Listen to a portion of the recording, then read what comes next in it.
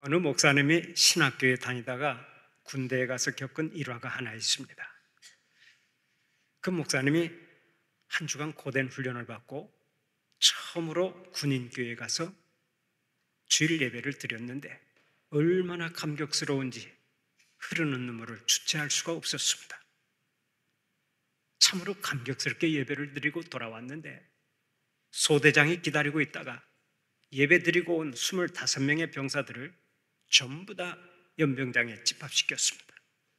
그리고서 한참이나 뺑뺑이를 돌리더니 곧바로 총기 검사에 들어갔습니다. 그 총기가 불량하다고 하면서 교회에 다녀온 병사들 전원에게 기합을 주었습니다. 그 다음 주일이 되었습니다. 소대장이 교회에 갈 사람 나오라고 하니까 10명만 나왔습니다. 전 주일보다 숫자가 15명이나 줄어든 것입니다. 그때 목사님을 비롯한 10명이 교회에 가서 주일 예배를 드리고 돌아오니까 소대장이 이번에는 관물대 검사를 한다고 하면서 교회에 다녀온 10명의 병사들만 골라내어 연병장에 다시 집합시켰습니다. 추운 겨울날이었는데 10명의 병사들은 연병장에서 팬티바람으로 별의별 기합을 다 받았습니다. 세 번째 주일이 되었습니다. 소대장이 다시 교회에 갈 사람 나오라고 하니까 이번에는 5명으로 줄어들었습니다. 그 5명이 교회에 갔다가 돌아오니까 저녁 늦게까지 사역을 시켰습니다. 교회에 다녀오기만 하면 계속해서 괴롭혔던 것입니다. 네 번째 주일이 돌아왔습니다. 소대장이 와서 또다시 교회에 갈 사람은 손들어 보라고 했습니다. 그때 나선 사람이 그 목사님과 다른 병사 1명뿐이었습니다. 딱 2명으로 줄었는데 다른 병사들이 근심 어린 눈으로 잘 다녀오라고 했습니다. 그런데 교회에 다녀오니까 소대장이 전 병사들 앞에서 이렇게 말했다고 합니다. 이제부터 너희 2사람은 주일날 교회 가서 저녁 예배까지 드리고 와도 좋다. 그리고 일과 후에는 언제든지 교회에 다녀와도 좋다. 그때부터 2 병사는 너무너무 편하게 신앙생활을 했고 제대한 후에는 2 사람이 다 목사가 되었다는 간증이 있습니다.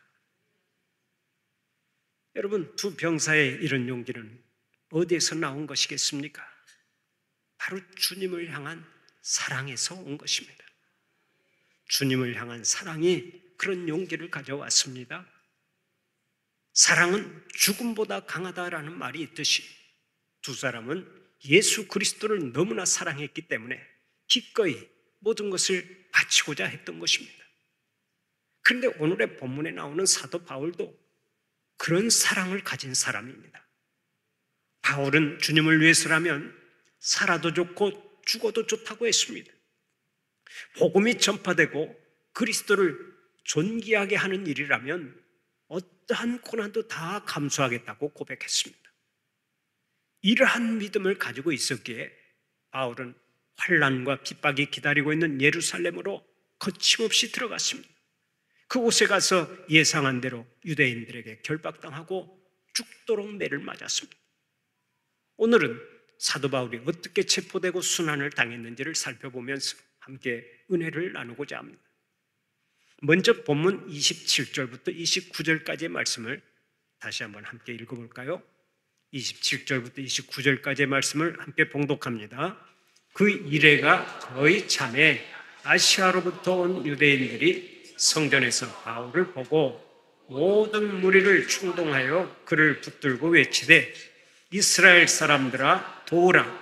이 사람은 각처에서 우리 백성과 율법과 이곳을 비방하여 모든 사람을 가르치는 그자인데 또 헬라인을 데리고 성전에 들어가서 이 거룩한 곳을 더럽혔다 하니 이는 그들이 전에 에베소 사람 드로비모가 바울과 함께 시내에 있음을 보고 바울이 그를 성전에 데리고 들어간 줄로 생각함이러라. 아멘. 예루살렘에 올라간 바울은 유대인들의 오해를 불식시키기 위해서 노력을 많이 했습니다. 그러나 유대인들의 마음속에 바울에 대한 오해와 반목의 골이 너무 깊어서 아무도 바울을 이해해 주려고 하는 사람이 없었습니다. 그러던 중에 아시아에서 오순절을 지키기 위해 예루살렘에 왔던 유대인들이 성전에 있는 바울을 보자마자 사람들의 마음에 충동질을 했습니다. 여러분, 바울을 체포하여 결박합시다. 그 말이 끝나자마자 벼르고 있던 유대인들이 즉각 달려붙어 바울을 붙잡아 갔습니다. 여러분, 성전에서 이런 일이 일어나면 되겠습니까? 우리가 아는 대로 성전은 하나님의 집입니다. 하나님께 예배하는 곳입니다. 거룩한 곳입니다. 사제의 은총을 덧입는 곳입니다. 그러므로 일단 성전에 들어오면 우리 모두 주님처럼 긍휼히 여기는 마음을 가져야 합니다. 용서하는 마음을 가져야 합니다. 사랑해야 합니다. 화목해야 합니다. 거룩하게 행해야 합니다. 그래야 우리의 예배를 하나님께서 기쁘게 연락하시는 것입니다. 그런데 오늘날 많은 교회가 하나님의 집에서 언성을 높여 싸웁니다. 폭력을 쓰며 저주를 퍼붓습니다. 용서할 수 없다고 선언합니다. 두 패로 나뉘어 한쪽에서 기도하면 한쪽에서는 찬송을 하고 한쪽에서 설교를 하면 한쪽에서는 통성으로 기도를 합니다. 이런 비극이 어디 있습니까? 어느 교회에서 있었던 일합니다. 한 번은 저녁 예배 후에 재직회를 하는데 저녁 8시부터 시작한 재직회가 그 다음날 오전 9시쯤 끝났다고 합니다. 중요한 일을 결정하기 위해서 생각을 모으느라고 그런 것이 아니고 밤새도록 싸우느라고 그랬다는 것입니다. 저녁부터 새벽까지 한참을 싸우는데 성도들이 새벽 예배를 드리기 위해서 하나둘 성전에 들어오니까 한 재직이 손을 들고 이렇게 말했다고 합니다. 의장, 우리 잠시 정회하고 새벽 예배 드린 후에 다시 속회합시다. 그래서 정회를 하고 새벽 예배 드린 후에 다시 속회하여 재직회가 아침 9시에 끝났다는 것입니다. 여러분, 그들이 드린 새벽 예배를 하나님께서 기쁘게 받으셨겠습니까? 성전에서는 거룩한 일만 수행되어야 합니다. 예배와 기도, 찬송, 성경 공부, 교제, 그리고 각종 회의에 이르기까지 모든 일이 거룩해야 하고 은혜가 넘쳐나야 합니다. 우리가 서 있는 자리가 하나님께서 함께 하시는 거룩한 전이기 때문에 그렇습니다. 그런데 오늘의 본문을 보면 오순절을 지키겠다고 온 사람들이 성전에서 어떤 일을 행했습니까? 유대인의 정결 예식을 행하고 있는 사도 바울을 보자마자 무리들을 충동질하고 달려붙어 그를 붙잡아 갔습니다. 이는 그들의 신앙이 얼마나 잘못되어 있는지를 확실하게 보여주는 증거가 되겠죠. 그러면 그때 아시아에서 온 유대인들은 뭐라고 사람들을 충동질했습니까? 이 사람은 각처에서 우리 백성과 율법과 이것을 비방하여 모든 사람을 가르치는 자다라고 말했습니다. 바울은 유대 백성들을 모독하거나 해방한 적이 없었습니다. 그도 유대인 중 한 사람으로서 자신이 유대인이라고 하는 사실에 대해 부인하지도 않았습니다. 하나님께서 주신 율법을 소중하게 여겼습니다. 성전을 모독하지 않았습니다. 다만 예수 그리스도를 믿어야만 구원받을 수 있다고 가르쳤을 뿐입니다. 그런데도 유대인들은 바울을 나쁜 사람으로 몰아가며 계속해서 이렇게 말했습니다. 또 헬라인을 데리고 성전에 들어가서 이 거룩한 곳을 더럽혔다. 그 당시 성전에는 유대인의 뜰과 이방인의 뜰이 있었습니다. 그래서 이방인은 절대 유대인의 뜰에 들어갈 수 없게 규정되어 있었습니다. 그런데 그들은 바울이 이방인을 데리고 유대인의 뜰에 들어갔다고 하는 것입니다. 바울은 결코 그런 일을 한 적이 없습니다. 다만 전에 에베소에서 그곳 사람인 드로비모와 함께 성내에 있던 것을 본 사람들이 말을 과장해서 이방인을 데리고 성전에 들어갔다는 주장을 한 것입니다. 바울의 입장에서 보면 보통 억울한 일이 아니었습니다. 왜 그렇습니까? 사실이 아닌 것을 마치 사실인 것처럼 유포하고 떠벌려서 바울을 졸지에 나쁜 사람으로 만들어버렸기 때문입니다. 우리가 아는 대로 공적인 사람일수록 이미지 관리가 참으로 중요하지요. 이미지 관리가 잘못되면 나쁜 사람으로 인식이 되고 그로 인해 공적인 일을 하기가 심히 어려워집니다. 물론 사실이 아닌 오해는 세월이 흘러가면 풀리게 마련이지만은 중요한 사명을 감당하는 데는 많은 지장을 받습니다. 그런 의미에서 바울의 이미지는 엉망이 되고 말았습니다. 그때 바울의 마음이 많이 아팠을 것입니다. 왜 그런 줄 아세요? 자신의 이미지가 나빠진 것은 둘째치고 주의 일을 하는데 차질이 생겼기 때문입니다. 예루살렘에 와서 오순절을 지키고 로마에 가서 복음을 전파할 계획이었는데 자칫하면 그 계획이 완전히 수포로 돌아갈 처지가 되었던 것입니다. 하나님을 믿는 사람들은 몇몇 사람들의 말만 듣고 분별 없이 행동해서는 안 됩니다.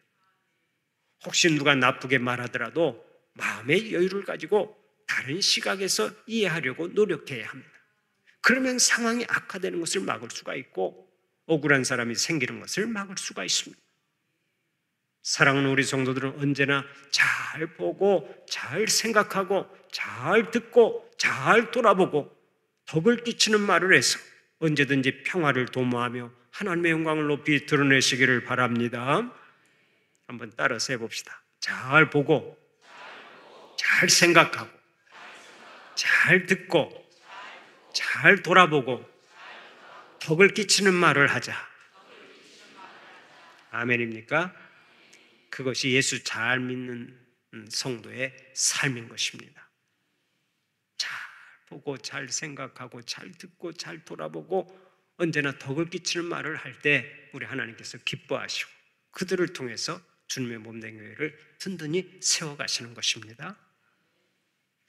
이제 31절 32절 말씀을 함께 읽어볼까요? 31절 32절 말씀을 함께 봉독합니다. 그들이 그를 죽이려 할 때에 온 예루살렘이 요란하다는 소문이 군대의 천부장에게 들리매 그가 급히 군인들과 백부장들을 거느리고 달려 내려가니 그들이 천부장과 군인들을 보고 바울 치기를 그치는지라. 아멘. 유대인들이 성전에서 바울을 붙잡아 결박했습니다. 끌고 나가 죽이려 했습니다. 어느 정도 위협하고 겁을 주어서 놓아주려고 한 것이 아니라 아예 완전히 죽여버리려고 작정을 했습니다. 그동안 이방인들에게 온갖 박해와 수모를 당하면서 복음을 전파한 것도 힘든 일인데 이제는 예루살렘에 와서 동족들에게 붙잡혀 죽게 되었습니다. 얼마나 기가 막혔겠습니까? 사도 바울은 예수님 때문에 말로 형언할 수 없는 순환을 많이 당했습니다. 그렇다면 오늘 여러분은 예수님 때문에 어떤 어려움을 겪고 있습니까? 예수님 때문에 뺨 한 대라도 맞아본 적이 있습니까? 예수님 때문에 굶어본 적이 있습니까? 예수님 때문에 모욕적인 말을 들어본 적이 있습니까? 우리는 너무나 편안하게 예수를 믿습니다. 너무나 행복하게 신앙생활을 합니다. 그런데도 불평하는 사람이 있습니다. 조금 헌신하면서 온갖 생색을 다 내는 사람이 있습니다. 무언가 잘못된 신앙생활을 하고 있는 거예요. 잊지 마세요. 우리는 오직 주님의 은혜에 감사해서 봉사하고 주님의 은혜에 감사해서 헌신하고 주님의 은혜에 감사해서 복음을 전하는 것입니다. 오늘 새가족팀이 특별 찬송을 통해서 하나님께 영광을 돌렸습니다마는 주님의 은혜에 감사해서 새가족들을 항상 마음으로 섬기는 것 아니겠습니까? 우리는 하나님의 은혜에 감사해서 복음도 전하고 봉사도 하고 섬기고 그리고 주님의 뜻을 이루어가는 것입니다. 그러므로 주의 일을 하다가 고난을 당해도 감사하고 일이 형통해도 감사하는 하나님의 종들이 되시기를 바랍니다. 한편 유대인들이 바울을 죽이려고 할 때 천부장이 그 소식을 듣고 급히 쫓아왔습니다. 천부장은 로마 군대 군인으로서 예루살렘 성의 치안 질서를 유지하기 위해 파견된 사람입니다. 그러므로 예루살렘 성에 혼란이 일어나면 즉각 군대를 풀어서 치안 질서를 바로잡아야 합니다. 만약 그렇게 하지 못해서 혼란이 계속되면 책임을 면할 수 없게 됩니다. 그래서 천부장이 군사들을 데리고 급히 쫓아왔는데 그가 도착하자 유대인들이 바울을 치는 것을 그쳤습니다. 아마 천부장이 조금만 늦게 왔더라도 바울은 맞아 죽었을 것입니다. 그러나 천부장은 바울이 위기에 빠졌을 때 정확히 나타났습니다. 그 덕분에 바울이 사망의 음침한 골짜기에서 건짐을 받았습니다. 바로 이것이 하나님의 섭리인 줄 알아야 합니다. 여러분, 천부장이 그 시간에 그 장소로 나타난 것이 우연이겠습니까? 그렇지 않습니다. 우리 하나님께서 그때 그 시간에 정확하게 보내신 것입니다. 그러면 왜 보내셨습니까? 사도 바울이 아직도 해야 할 일이 있었기 때문입니다. 여기서 우리가 다시 한번 확인해야 할 영적 교훈이 있습니다. 그것이 무엇입니까? 감당할 사명이 남아있는 사람은 하나님께서 절대 죽도록 내버려 두시지 않는다는 사실이 그것입니다. 여러분도 그러시겠지만 저는 지금까지 살아오면서 많은 위기를 겪었습니다. 태어나면서부터 별 소망이 없어서 그냥 내던짐을 당했습니다. 도무지 살아날 것 같이 보이지 않고 살아나더라도 평생 병들어서 고생하다가 죽을 것 같으니까 모든 것을 포기하고 방 윗목에 던져 놓았습니다. 그런데 제가 뽀그작 그러면서 살아나려고 애를 쓰더래요. 그래서 할 수 없이 키웠대요. 슬픈 전설과 같은 얘기입니다.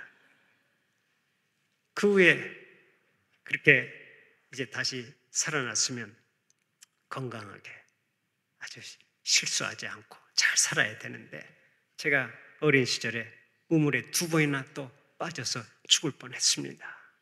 5살에 한 번, 7살에 한 번, 2번이나 빠져서 구사일생으로 살아났는데요. 그뿐 아닙니다. 큰 자동차 사고가 3번이나 있었습니다. 2번은 다른 사람이 운전하다가 길 옆 수로에 처박힌 대형 사고였고, 한 번은 제가 운전하다가 빙판길에서 50여 미터를 미끄러진 후에 가드레일을 들이받았고 360도를 회전한 사고였습니다. 그런데 하나님의 보호하심으로 가족 5명이 털끝 하나 상하지 않고 멀쩡하게 살아났습니다. 왜 그랬습니까? 아직도 제가 해야 할 일이 남아있기 때문입니다. 감당할 사명이 있는 사람은 하나님께서 데려가시지 않는 줄 믿으시기 바랍니다. 그렇다면 저와 여러분은 아직 해야 할 일이 남아있는 사람들입니다. 가정적으로, 사회적으로, 교회적으로 감당해야 할 사명이 있기 때문에 지금도 살아있는 줄 믿고 맡겨진 사명에 충성을 다하는 여러분들이 되시기를 바랍니다. 한번 따라서 해봅시다. 내가 아직도 살아있는 것은 해야 할 일이 있기 때문이다. 사명이 남아있기 때문이다. 아멘입니까? 네, 여러분들이 할 일이 없으면 하나님께서 알아서 다 데려가십니다. 그러니까 그때까지는 여러분들이 사명을 잘 감당해야 돼요. 이제 오늘의 본문 37절부터 47절까지의 말씀을 제가 한번 읽어보겠습니다. 바울을 데리고 영내로 들어가려 할 그때에 바울이 천부장에게 이르되 내가 당신에게 말할 수 있느냐? 이르되 내가 헬라말을 아느냐? 그러면 내가 이전에 소요를 일으켜 자객 4,000명을 거느리고 광야로 가던 애굽인이 아니냐? 바울이 이르되 나는 유대인이라 소비 아닌 길리기아 다소시의 시민이니 청컨대 백성에게 말하기를 허락하라 하니 천부장이 허락하거늘 바울이 층대 위에 서서 백성에게 손짓하여 매우 조용히 한 후에 히브리 말로 말하니라. 웬만한 믿음을 가졌다 할지라도 사도 바울만큼 얻어맞고 억울한 일을 당하면 크게 괴로워하기 마련입니다. 낙심에 빠져버릴지 모릅니다. 그러나 그 고통스러운 순간에도 사도 바울은 사람들에게 말을 하고 싶어 했고 복음을 증거하고 싶어 했습니다. 그래서 천부장에게 물었습니다. 내가 당신에게 말해도 되겠습니까? 그래서 천부장이 오히려 이렇게 반문했습니다. 네가 헬라말을 아느냐? 헬라말을 알아야 자신과 대화가 가능했기 때문입니다. 그런데 이는 뭘 몰라서 하는 질문이었습니다. 사실 바울은 유대인이지만 헬라말을 더 잘하는 사람이었습니다. 유대인으로 태어났지만 헬라 지역에서 자랐기 때문에 오히려 헬라말을 더 잘했던 것입니다. 바울이 헬라말을 유창하게 하자 그것을 보고 놀란 천부장이 이렇게 물었습니다. 그러면 혹시 네가 이전에 난을 일으켜 자객 4,000명을 거느리고 광야로 가던 애굽인이 아니냐? 유대인으로서 유명한 역사가인 요세푸스에 의하면 주 54년경에 애굽인 거짓 선지자 한 사람이 약 3만 명의 추종자를 거느리고 예루살렘에 올라와서 반란을 일으키려다가 발각이 된 사건이 있었습니다. 그때 반란을 일으킨 사람들이 거의 다 죽임을 당하자 그 거짓 선지자는 약 4천 명의 추종자들을 데리고 애굽으로 도망을 가버렸습니다. 바로 그 사건을 연상하면서 천부장이 바울에게 물어보는 겁니다. 네가 혹시 그 사람이 아니냐? 그때 바울이 이렇게 말했습니다. 나는 유대인이라 소읍이 아닌 길리기아 다소시의 시민이니 청컨대 백성에게 말하기를 허락하라. 천부장이 말하기를 허락했습니다. 그러자 바울이 증대 위에 서서 백성에게 손짓하여 조용히 한 후에 히브리 방언으로 말하기를 시작했습니다. 부형들아, 내가 지금 너희 앞에서 변명하는 말을 들으라. 바울은 먼저 자신이 유대인이라고 하는 신분을 밝혔습니다. 그리고는 소읍이 아닌 길리기아 다소의 시민이라고 말했습니다. 자신은 결코 시골 촌사람이 아니라는 것을 드러낸 것입니다. 이는 그가 발언권을 얻어내기 위함이었습니다. 그렇게 해서 일단 발언권을 얻어낸 다음에는 백성들에게 조용히 할 것을 부탁했습니다. 아마 바울은 그때 쇠사슬에 묶여 있었을 것입니다. 그럼에도 불구하고 그는 자신의 동족인 유대인들에게 복음을 전하려고 목소리를 높였습니다. 그는 기회만 있으면 예수님을 전하고 시간만 나면 복음을 전하고 싶어 했습니다. 비록 자신은 이방인을 위한 사도로 부름을 받았지만 자기 동족에게 복음 전하는 것을 포기하지 않았습니다. 그래서 1차, 2차, 3차 선교 여행을 하면서 가는 곳마다 꼭 유대인의 회당을 먼저 찾아갔습니다. 지금도 같은 상황입니다. 조금 전까지도 성난 유대인들이 자기를 죽이려고 두들겨 팼습니다. 그러나 바울은 그들이 자기를 얼마나 두들겨 팼느냐에는 관심이 없었습니다. 오직 그들과 헤어지기 전에 그 유대인들에게 예수님의 이야기를 들려주고 싶었던 것입니다. 우리는 여기서 바울의 간절한 심정을 만납니다. 오로지 예수에 미쳐서 예수님만 전하고자 하는 그 뜨거운 열정을 만납니다. 바울에게는 오직 예수님만 남아 있었습니다. 예수님을 위한 것이라면 감옥에 들어가도 좋고 매를 맞아도 좋고 굶어도 좋고 죽어도 좋았습니다. 바울에게는 일체 고난이 별로 중요하지 않았습니다. 언제 어디서든 예수님만이 중요했습니다. 그렇다면 오늘 여러분은 어떻습니까? 여러분 자신이 더 중요합니까? 아니면 예수님이 더 중요합니까? 나 자신을 위해서 예수님이 필요한 것입니까? 아니면 예수님을 위해서 내가 필요한 것입니까? 솔직히 한번 말해보세요. 우리는 너무도 종종 내 상황, 내 입장, 내 환경을 더 중요하게 생각합니다. 그래서 예수님이 모든 것을 내 상황에 맞춰주기를 원합니다. 예수님을 안 믿는 게 아닙니다. 교회에 안 나오는 게 아닙니다. 예수님을 믿고 교회에 다니지만 언제나 내가 우선이고 예수님은 나의 상황에 맞춰 따라오라고 하는 것이 문제라는 말씀입니다. 우리는 바울의 열정을 배워야 합니다. 주님은 오늘도 그것을 원하시기 때문입니다. 너희는 먼저 그의 나라와 그의 의를 구하라. 그리하면 이 모든 것을 너희에게 더하시리라. 마태복음 6장 33절 말씀입니다. 너희는 먼저 그의 나라와 그의 의를 구하라. 그리하면 이 모든 것을 너희에게 더하시리라. 사랑하는 우리 성도들은 사도 바울처럼 오직 예수님을 위해 생각하고 예수님을 위해 말하고 예수님을 위해 일하면서 우리 하나님이 맡겨주신 사명 잘 감당하고 우리 하나님 예비하신 복을 충만히 누리는 자들이 되시기를 축원합니다.